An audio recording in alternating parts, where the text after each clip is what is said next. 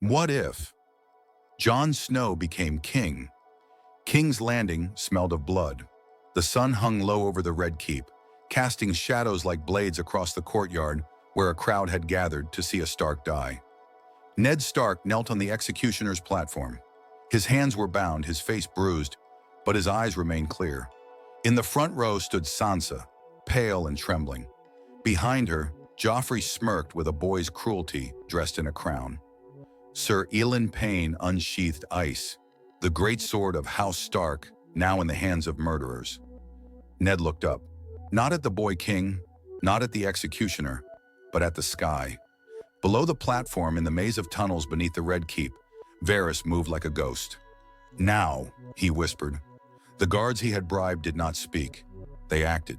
Moments before the sword was to fall, a commotion erupted at the far end of the yard. A cart overturned. Horses screamed. Smoke spilled from a sudden fire. Joffrey stood, shouting orders, distracted. In that breath of chaos, Ned was pulled backward. Not by magic, not by fate, but by gold and silence. He disappeared beneath the platform, and the crowd screamed for blood they never received. The next morning, the capital was in uproar. "Lord Stark has escaped," the whispers ran. "No," said others. "He's dead, and it's all lies." In the small council chamber, Cersei's face was a mask of rage. "You let him slip through your fingers," she hissed at Littlefinger. "He was in chains," Petter replied coolly. "I did not expect the eunuch to grow claws." Behind them, Joffrey threw goblets, screaming, "He dies! I said he dies!" But he was king only in name. And panic was the new ruler of King's Landing. Varys and Ned traveled by night. In the belly of a small ship bound for White Harbor, Ned sat silent. His beard had been shaved, his hair cut short, a man without a face, without a name, for now. "You're a dead man, my lord," Varys said gently. "I know. You cannot return to Winterfell. They will hunt you. I must warn Robb. The North will march." Varys shook his head. "Let the boy lead. You must become something else, something they do not expect." Back in the capital, Arya Stark had vanished. Yorn of the Night's Watch had taken her, a filthy boy in rags. She knew her father had died, or she thought he had. The truth would come later, and it would change her path. Sansa remained a prisoner, a pawn. But even pawns in the right game could become queens. And in the Far East, across the narrow sea, dragons stirred. By the time news of Ned's death reached the north, Robb Stark had already called his banners. But the truth traveled faster than lies when carried by crows in gold. One raven, one message. He lives. The war would still come, but it would not be the war they expected. It would be something more. The raven came at dawn. Robb Stark stood at the window of Riverrun, his fingers tight around the scroll. The wax seal was broken. The words were burned into his memory. He lives. For a long time he said nothing. Not to Gretchen Umber, not to Rose Bolton, not even to Catelyn, who stood at his side and searched his face with a mother's fear. When he finally spoke, it was quiet. "He's alive." Catelyn's breath caught. "Where?" "I don't know, but the crow carried his words, and the words are true. Father lives." The camp stirred like a beast awakening. Robb summoned his bannermen. He told them not only that Eddard Stark lived, but that the throne had tried to silence him and failed. "The lion's claws are dulled," he said. "Their lies unravel. We will not kneel to a crown that cannot keep its honor." The room erupted. Some cried for vengeance, others cried for independence. But all agreed on one thing: they would march. Far to the south, in the heart of the Westerlands, Tywin Lannister sat in his command tent, reading a false report. "Eddard Stark is dead," it said. "Executed in the square." Tywin nodded. "Then the war is ours to win." Joffrey had made the mistake Tywin expected. A public killing, meant to show power. It had only lit fires beneath 1,000 northern hearths. He sent word to Jaime: "Take the Riverlands, crush the Tullys, end this rebellion before it grows." But the rebellion had already rooted. As Robb rode, more houses joined him. The Manderleys, the Karstarks, the Glovers. Even reluctant bannermen, like House Reed of the Neck, began to stir. In Moat Cailin, banners of direwolves rose in the fog. The North was not just rebelling, it was waking up. In the shadows of the Riverlands, Ned Stark watched it all unfold from a safe house near Harrenhal. His beard grew back, his strength returned. Varys had vanished into the capital once more, whispering into ears and sliding coins across tables. But Ned remembered what it was to wait. He was tired of waiting. From the shadows he sent messages, ravens with no sigils, letters that bore no name. They carried words like, "The boy is not the king. The true line must be restored. Winter is not blind." He did not speak of Jon, not yet, but the idea was forming. If the North could rise, so could the truth. In the Vale, whispers reached Lysa Arryn. She tightened her grip on her son, refused to answer calls to join the war. But one night, Sir Brynden Tully began to prepare anyway. In Dorne, Prince Doran Martell read between the lines. He smiled sadly. So the lion stumbles. He sent no soldiers, but he began to listen. The war had not yet exploded, but its seeds were sown, and in the streets of King's Landing, a new chant began to rise. Not for Joffrey, not for the Queen, but for the truth. Where is the hand? Where is Stark? Where is justice? The streets of King's Landing boiled. Whispers became rumors. Rumors became chants, and chants became fire. Where is the hand? Where is Stark? The king is false. At first it was parchment, messages nailed to tavern doors. Then it was songs, sung in alleys and marketplaces. Then it was stone, hurled at gold cloaks who tried to silence the noise. And then, fire. On the 12th night of unrest, a cart bearing the Lannister lion was overturned near Cobbler Square. It carried flour. Starving citizens tore into it with bare hands. When a guardsman struck a boy, the crowd retaliated. 3 men died that day. By dawn, 5 bakeries burned. The gold cloaks sealed the gates. And still the chants rang, "He lives, he lives, he lives." In the Red Keep, Cersei raged. "I want the traitors flayed," she screamed. "They are not traitors," Tyrion said, calmly sipping wine. "They are hungry and afraid." "Then feed them their tongues." Joffrey threw a goblet across the room. "I am the king. I command." "Yes," Tyrion muttered, a command no one seems eager to follow. That evening, Tyrion walked the streets in disguise. He saw the fear, the hate, the faces of mothers clutching children, of smiths sharpening blades meant for more than horseshoes. He heard the songs, "The wolf is not dead, the lion is old." And in one alley, painted in red across a broken wall, "No crown for bastards." He stared at it for a long time. Varys found him later, standing in the crypts beneath the keep. "You look like a man searching for ghosts," the spider said. Tyrion didn't look up. "Perhaps I'm hoping to find myself among them." "You've always been good with words. And now they're burning us." "Not yet, but the fire is rising." They stood in silence. Then Varys added, "You know he's alive." Tyrion turned. "Do you?" "I know that too many people believe it, and belief is a dangerous thing." That night, a warehouse burned by the Mudgate. Inside were barrels of wildfire, meant to protect the city in case of siege. Only 2 exploded. It was enough. Green flame licked the sky. The city woke to screams, and Tyrion saw it, not from a tower, but from the street. A little girl, no older than Myrcella, crying over the body of her brother, his hands blackened, his face covered by a burnt lion crest. Tyrion knelt beside her. The mother stood behind them, silent, holding nothing. She did not scream. She just looked at him, and in her eyes he saw every failure of his house. The city did not sleep that night, nor did Tyrion. He returned to the keep and did not speak. He poured himself wine, did not drink it, and whispered to no one, "This is not the way." The wind in Korth smelled of spice, sea, and secrets. Daenerys Targaryen stood on a marble balcony, watching the sails of merchant ships cut through the bay like knives. Behind her, dragons chirped, not as beasts of war, but as children learning their breath. She was not yet a queen, but she was no longer a girl. The letter came on parchment dyed black, its seal unmarked. Missandei brought it with quiet hands and cautious eyes. Daenerys read it once, then again. The lion cub rages, the queen panics, the wolf howls still. The throne stands but without weight. When ash settles, wings may fly. A friend. She stared at the words. Ned Stark lives. Joffrey is losing control. The capital burns. 1,000 dreams pressed against her ribs. She had imagined coming home with fire and fury, with sails and swords and dragons that roared vengeance. But now her enemies were setting themselves alight. That night, Jorah Mormont found her standing beside a brazier. The letter turned to ash in her hands. "We sail soon?" he asked. "No," she said. "We build." Jorah frowned.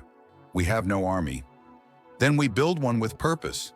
She called a council of Corthian merchants, slave brokers, and sea captains. Promised trade, promised secrets, promised dragons. Some laughed. Others offered gold for her pets. "You could rule a city here," one said. "Why chase ghosts in the west?" Daenerys smiled. "Because I am one." 3 days later, in the Plaza of Bones, Daenerys stood before a cage. Inside, one of her dragons, bound in illusion, weak from hunger. The slave broker reached for the chain. Daenerys nodded. He grinned. And then, from above, the sky split. Drogon descended like a shadow of death. His wings stretched wider than the plaza. His roar shattered glass. Fire erupted, not chaos. Judgment. The cage melted. The chains fell. The slaves watching did not cheer. They knelt, not in fear, in choice. Daenerys stood amidst the smoke and ash. "This is not the conquest you feared," she said to the surviving merchants. "This is the freedom you denied." To the slaves, she said, "I do not promise you thrones. I promise you names. I promise you voices. I promise you tomorrow." The chant began then, not queen, not mother, but storm, a storm that would not pass. That night, Jorah stood beside her again. "You've made enemies. I've made something better." "What?" She looked east toward the open sea, and west, where the flames of King's Landing danced in rumor. "A reason." Block 5. The raven flew through a storm. Its wings were soaked, its eyes sharp. It carried no crest, only words, meant for no eyes but one. In the quiet halls of a keep nestled among the riverlands, Eddard Stark broke the seal. He read it once, then again. His hands trembled. Jon Snow, not his bastard, not his shame, but the son of Rhaegar Targaryen and Lyanna Stark, a child born of secret vows and sacred blood. Not a snow, but a song. Maester Howland Reed had written with care. He had been there, at the Tower of Joy. He had heard Lyanna's final breath, held the babe wrapped in blood and prophecy. And now, with the kingdoms in chaos and the throne teetering, the truth could no longer be buried. Ned Stark sat in silence and made a choice. In the north, Robb led armies. He was becoming a legend. But even legends must bow to truth. And the truth was this: Jon Snow was the rightful heir to the Iron Throne. Ned sent letters, not to kings, but to lords, to those who remembered honor, who bled for truth. The messages were simple. The boy on the throne has no claim. The one with the blood is in the north. His name is not Snow. It is Aegon. At Castle Black, Jon trained in silence. He knew nothing of scrolls or bloodlines. He fought alongside Sam, Gren, and Pip. He cleaned stables. He fed ravens. And then a raven came for him, black parchment, no name, only a line. "You are not who you believe you are." In King's Landing, Varys read a copy by candlelight. He said nothing, but he smiled. And for the first time in years, he added a name to his secret ledger: Aegon Targaryen, known to some as Jon Snow. Tyrion read the same scroll and drank deeply. The pieces were shifting, and the game was no longer Lannister versus Stark. It was now something else. Far beyond the narrow sea, Daenerys stood before a flame. A red priestess whispered prophecy in her ear. "There is another," she said, "a dragon in the snow." Daenerys frowned. "Another Targaryen?" The fire crackled. "No," the priestess said. "The same." The world did not yet know, but the truth was moving, like ice. slow, inevitable, and deadly. Storms gathered over Westeros, not of wind, but of will. All across the land, pieces moved, quietly, relentlessly. In the north, Robb Stark won battle after battle. His wolves harried Lannister convoys. His bannermen swore blood oaths beneath snow-laden banners. But he sensed the change. The war was no longer just his. At Castle Black, Jon Snow stood on the wall, the wind biting through fur and leather. He read the line again. "You are not who you believe you are." He said nothing, but his silence grew heavier. Maester Aemon noticed. Sam noticed. Even ghosts lying in the snow seemed to stare deeper. And then, days later, came the second raven. This time, it carried a name. Aegon. Jon rode to Maester Aemon in the night. "Is it true?" The old man, blind but not blind, nodded slowly. "I knew your father, and your uncle. I heard your mother's cries through the stone walls of the Tower of Joy." Jon staggered back. "My mother, Lyanna Stark," Aemon said.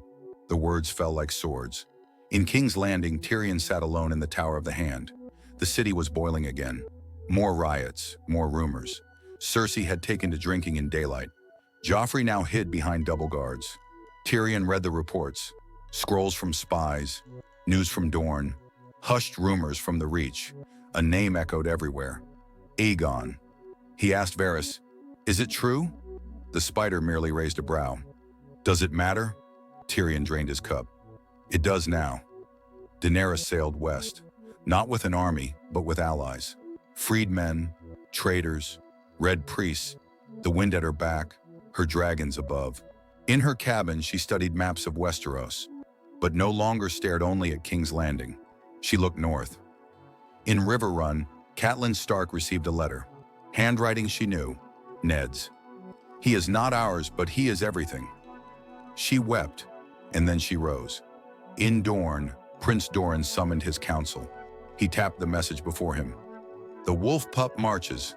The bastard is not a bastard. The queen with fire comes." He smiled softly. "Let the lions roar. We will listen to the song." And in the Vale, a raven reached Sir Brynden Tully. He opened it, read in silence, and turned to the sky. "Everything changes," he said. "From the wall to the deserts, from the throne to the ashes."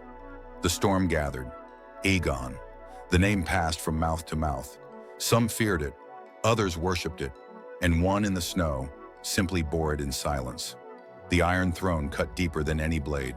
Its metal seared the flesh of those unworthy to hold it. And in King's Landing, the blood was beginning to show. Joffrey Baratheon sat the throne like a child wearing his father's crown. His voice cracked with rage. His fists slammed the armrests. His orders grew crueler. But the court no longer listened with fear. They listened with calculation. Cersei drank openly now. Wine at breakfast, wine in council, wine in bed. She snapped at servants, threatened maesters, wept behind locked doors. The kingdom she had built on lies and beauty was fracturing, and no beauty could hold it together. In the streets, the name Aegon spread like wildfire. Not shouted, whispered, and that was worse. Whispers crawled, slipped through cracks, nested in hearts.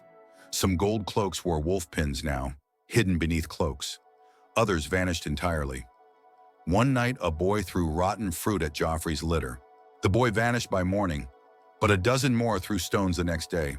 The people had learned something. The king could bleed. Tyrion summoned Varys in the Tower of the Hand. "This is crumbling." Varys folded his hands. "Rot begins from the inside. We need a way out. Or a way in." They shared silence. Then Tyrion said, "If the bastard is true born," Varys completed it, "then the throne is false." Far in the Riverlands, Robb received word. Joffrey bleeds. The city burns. He did not smile. He sharpened his sword. In Dorne, Prince Doran sent riders north. Not armies, messengers. They carried no banners, only words. In the Vale, Peter Baelish stood on a balcony, watching clouds roll in. He had backed the wrong king, and wrong kings tended to die. And in the Red Keep, under torchlight, Maester Pycelle fumbled with a letter. He burned it, then sat very still. The winds were changing. The last riot came fast. The crowd surged near the sept of Baelor. A voice cried, "Stark lives!" Another cried, "The lion lies!" When the gold cloaks drew swords, the crowd did not scatter. They fought. Joffrey was rushed back to the keep, screaming, but not before a brick struck his shoulder. The crown fell, and no one rushed to catch it. That night, Cersei locked herself in the throne room. She stared at the Iron Throne, then at the wine, and drank until she could not stand. Aegon's name was not spoken in court, but it was everywhere else, in walls, in scrolls, in dreams. The lion roared and choked. The lion fell not with a roar, but with a gasp. It began with whispers in the Red Keep. Pycelle was found dead in his chambers. No wound, no note, only a goblet spilled beside him. Then came the night the treasury doors were discovered open and empty. The gold was gone. So were 3 key advisors, and the crown's debts whispered louder than its decrees. Tyrion awoke to the scent of ash. A second fire, this time near the granaries. Not an accident, a message. He read the flames like ink. "Your reign is burning." Cersei blamed him, of course. "You've poisoned the court." He didn't deny it. He simply stared. Joffrey now rarely appeared in public. He wore armor everywhere, slept with a sword, but fear does not command loyalty. And knights who feared him once now feared the people more. One morning, the High Septon refused to bless Joffrey. That same day, he vanished. The next morning, the Sept was surrounded by silent watchers. Ravens flew to River Run, to Sunspear, to Winterfell, to the Wall. Robb Stark crossed the Trident with 30,000 men. He flew no banners but the direwolf. Villages opened their gates without a fight. Even some Lannister men laid down arms. In the capital, chaos. Looters stormed the armories. Fires flared in Flea Bottom. The gold cloaks fractured, half gone, half watching. And then came the moment, the one no one expected. Tyrion entered the throne room to find Cersei kneeling at the Iron Throne. Not sitting, praying. "Don't take him," she whispered. Tyrion stepped forward. "Who?" "Joffrey." Tyrion hesitated. Then, "It's already done." That night, a rider came to the gate. No banners, only a name, spoken softly. Jon Snow. In the north on the wall, Jon stood before a fire. The message in his hand said, "The capital has fallen. Come." Sam looked at him. "Will you go?" Jon didn't answer, but Ghost did. He turned south and did not look back. By sunrise, the lion was gone, its banners torn, its keep hollow. The game had ended, and the board would be reset. The Iron Throne stood cold. No king, no queen, no crown, only metal and memory. When Jon Snow entered the city, no fanfare greeted him. The streets were quiet, not with fear, but with exhaustion. Children swept ash from doorways. Merchants guarded stalls with sharpened sticks. Ravens circled above the Red Keep, where silence had replaced screams. Tyrion met Jon at the gates. He did not kneel. He did not smile. He only said, "About time." They walked through the city together, saw what was left of rule, saw what had never been ruled. In the small council chamber, the chairs were empty. In the sept, only dust remained. At the black cells, no prisoners waited. The chains had rusted off. Varys arrived that night. He bowed to Jon. "Not as king," he said, "but as necessity." Jon said nothing. Varys continued. "The realm needs more than swords. It needs memory, mercy, balance." Tyrion added, "And someone who doesn't want it." Jon looked at them both. "I took the black. I swore to serve." Varys nodded. "Then serve." In the following weeks, things moved. Slowly, deliberately. The city was fed, not by tax, but by grain stored in Lannister vaults. Tyrion opened the gates to the Reach. Trade began again. Jon refused the throne 3 times. But when asked to lead, not as king, but as steward of peace, he did not say no. Robb entered the city 2 weeks later. The brothers stood together for the first time in years and said little. But when Robb left, he left behind soldiers, not to conquer, to protect. Daenerys arrived at last, no army behind her, only ships filled with freed people. She saw the throne, did not approach it. Instead, she asked Jon, "Would you destroy it?" He said, "It's already destroyed." They stood in the ashes of kings and chose not to rebuild the same. A council was formed, not of nobles alone, but of healers, farmers, warriors, maesters, mummers. A council that did not ask who had the strongest name, only who had the clearest voice. Jon was named Warden of the Realms. Daenerys became Mistress of Flame and Freedom.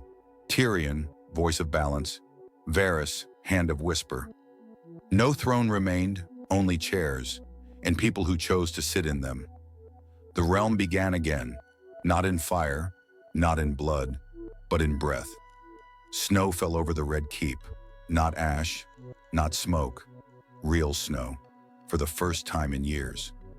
Jon stood atop the broken battlements, cloak billowing behind him. Below, the city moved, not in riots or war cries, but in quiet rebuilding. Farms were cleared, hearths were lit, children played in streets once soaked in fire, but Jon's eyes were elsewhere. In the crypts beneath the keep, he stood before a new statue.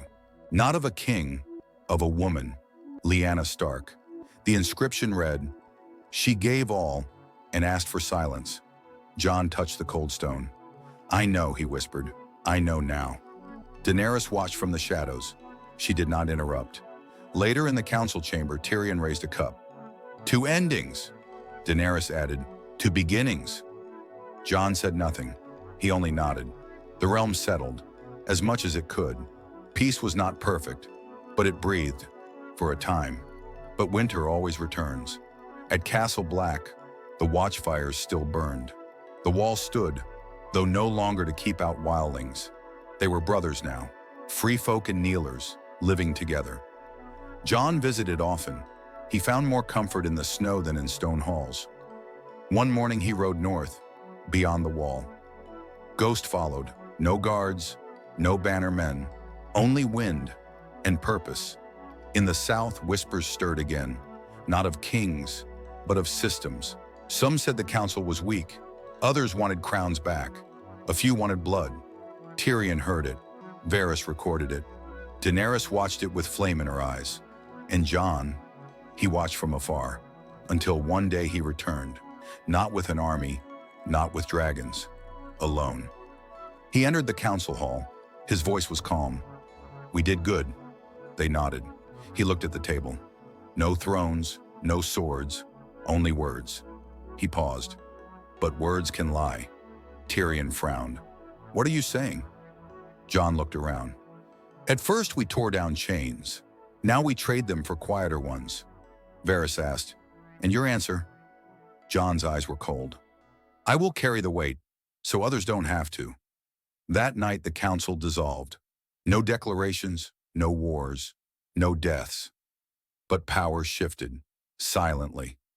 Over time they began to call him king in the snow. He never wore a crown, but no one questioned his voice. No one disobeyed. And in the far north, where only white winds wandered, Jon stood alone staring into the storm, a sword at his side, eyes that remembered fire, and silence that ruled deeper than any throne. The realm was whole, but the man who held it was not.